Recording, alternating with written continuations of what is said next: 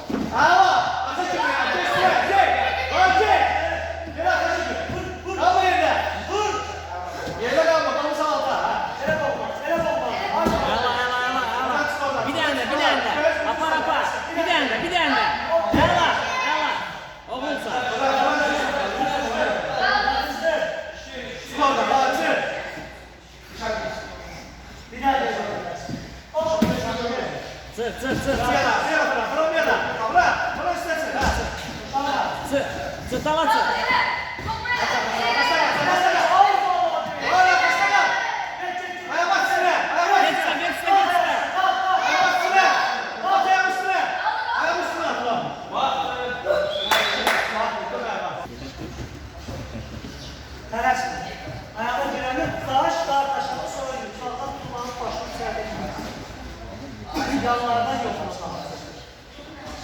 Yaxsından bir kartakdan çıxır, şu an kartakdan çıxır. Hə, qardaşanı gir o. Açınma, sürüşdələ, sürüş. Şuna, hə, şuna sürüş, sürüş arkayı qaçın, mən təpəliyə baxıram. Qaç bir yandan, bir yandan. Bir yandan qaç arasına, qaç arasına. Qaç, düz bu, hadi bir yandan qaç, hə. Düz, aka kimi? Aka kimi? Qaç, bir yandan, bir yandan. Aka kimi? Elə, elə keçdi, hə, elə. Elə, Quran, gel boşla, gel boşla. Gel boşla. Aa, sen Quran, elə.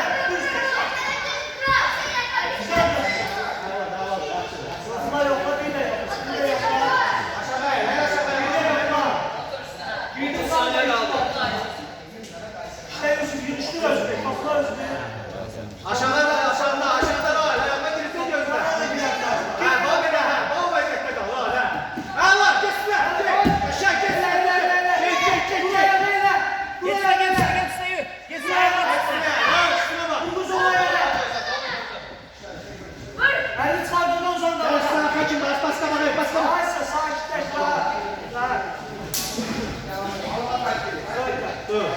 Dövdü lan aşağı.